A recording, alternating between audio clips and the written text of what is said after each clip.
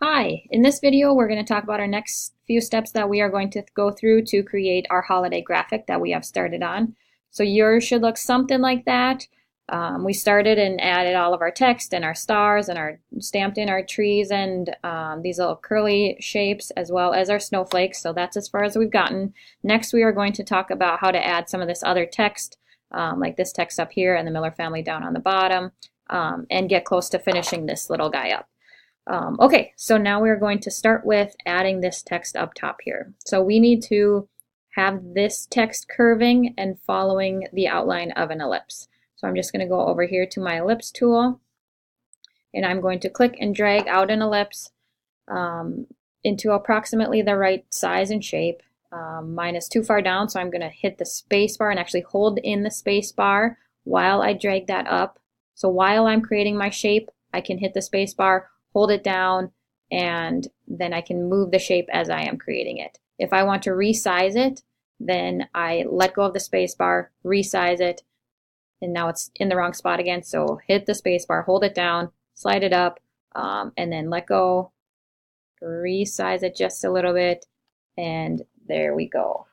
I'm happy with that. Again, it's the space bar to move a shape while you are creating it. If you let go of that space bar, then you can resize that shape as you're making it.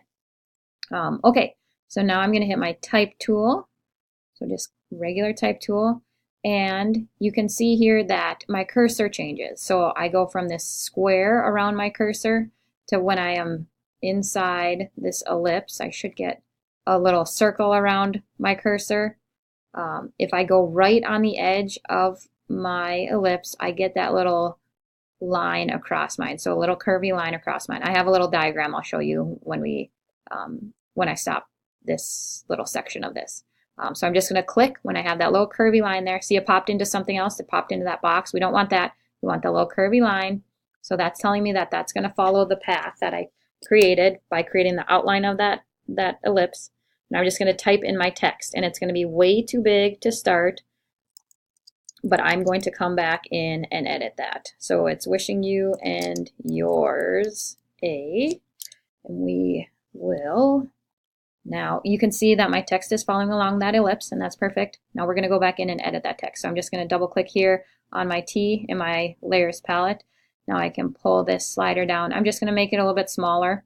Like I said, we are going to download a font and use that for this text, but we'll talk about that in the next step here. The other thing that I know I'm going to need to do, like you can right now, you can see how close my letters are to one another, and that's because of the tracking that I have set here.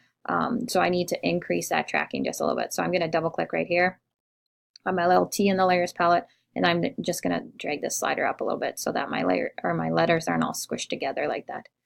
So somewhere around there should be a good start. I'm going to drag this down just a little bit more. I'm going to make it a tiny bit smaller so I can fit it in the area that original text was in, approximately. I'm going to come back in and clean that up when I get my new font in there.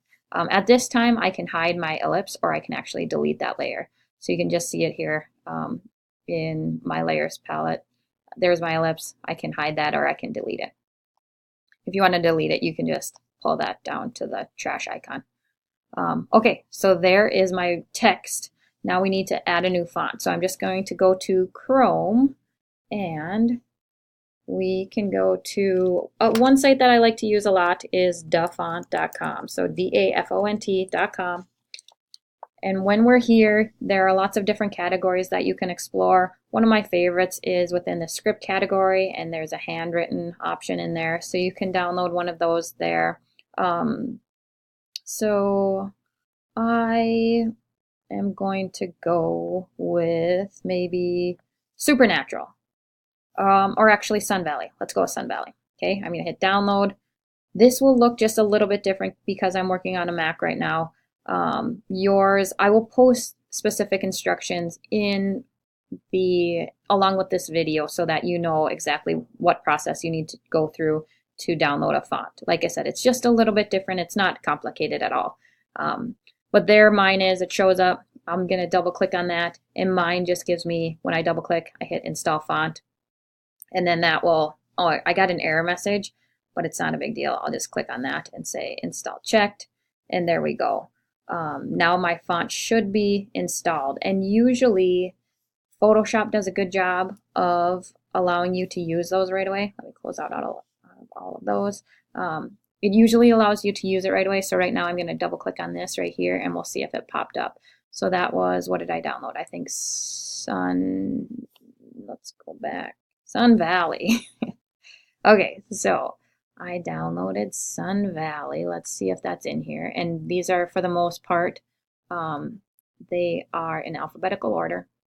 So there it is. So I can see that my text now is in that Sun Valley font, which is nice. I like that. I'm going to make it just a little bit bigger. We'll increase the size of it. That looks about good right there. If you'll notice, my text is white and theirs is red, so we're going to change the color of our text, and we're seeing the color of our text right here. Let's see, I want, using my color theme, I'm going to use that middle one right there. So I just clicked on it and it changed the color. So you can click on that. If you didn't get your color theme to pop up, just go ahead, click in your character palette. Again, to get to that, you just go to Window and Character. Make sure there's a check mark right there, and then you should see this little guy pop up. In there, to change the color of my text, I just click on that and I can hit that. So if you didn't get your color theme to pop up, you can change your text color that way. I'm going to use the color that I had for my color theme. So there we go. Let's turn that layer back on. Whoops.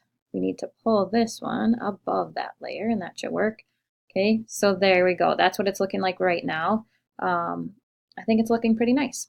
So our next step now is, why don't we add this text on the bottom? So we're going to go through the process in pretty much the same way. This gets a little bit more complicated just because it's on the inside of that oval instead of on the outside. So we're going to go to our ellipse, and what you can do is, instead of choosing shape right up here in your options bar, choose path. Okay, I chose shape just so that you were able to see what I was doing. It's a little harder to see just the outline of that shape that I'm dragging out, but just know that it's there, and if you look hard enough, you will be able to see it. But this time we're going to go through this path route. You can do either one. If it makes more sense to you to just keep doing this process using that shape, go ahead and do that. I'm going to choose path this time, and I'm going to create a new layer. And I'm going to click and drag until the bottom of my ellipse this time is just skimming the top of my letters. So again, I needed to move my ellipse as I was creating it. So I hit my space bar, hold it down as I'm moving it. If I want to resize it, I let go of my space bar and I can resize my ellipse or my oval. So I'm going to get it pretty close. And that's about good right there. Okay, again, my type tool. So regular type tool. I want to see that little curvy line, and there we go. I see it. So instead of typing the Miller family, it's actually that's not correct, right? As far as our grammar goes, or our English, it should be the Miller family, no apostrophe S, right? I'm not a Miller, so I'm going to type in the Horner family. And no worries, mine is upside down right now, but we know how to fix that, right? Okay, so now we're going to go to our path selection tool right below our type tool. We're going to click, when we see those little black arrows on the side of our type tools, we're just going to click and drag that up. Actually, I should have created my ellipse down a little bit farther so that it matched up with the bottom of my letters. What was I thinking? That's okay though. I can move that when we're all done. I'm going to change the font here, so I'm going to go with more of a basic font like they have in the original.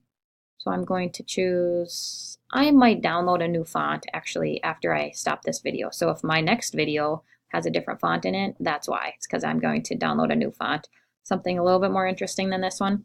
But if you'll notice, I type mine in, my text in using capitals for the first letter and then lowercase letters for the other ones. What I'm going to do, since I want these to be all caps like the original, is I'm just going to hit this button right here that is all caps, and that will change that.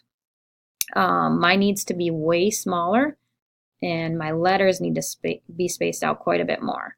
So we'll go something like that, and then I'll space out my letters, and I'll probably make them bold. So if I want to make them bold, I just hit this little guy right here, this button, and that makes them bold. I might have spaced them out just a little bit too much, so I'm going to adjust the tracking, and there we go. So now I have that. It's okay. Like I said, I might change the font on that to something a little bit more interesting. So I'm going to toggle the visibility back on for that layer so I can see what I have going on there. Okay, so I need to change the color of that text, and you remember how to do that, right? So I just double click on there, and then I can click if I have a theme popped up. Oops, maybe it'll let me. All right, fine then. So we'll click here. It's just going to be white, so we'll go ahead and click on that, and there we go. I'll hit the move tool just to kind of reset things and toggle that back on. And there we go. That's looking pretty good. Okay, so in the next video, we'll talk about just finishing this up. We have a couple more words. So we have holiday and season to add yet, and then we'll talk about the background as well.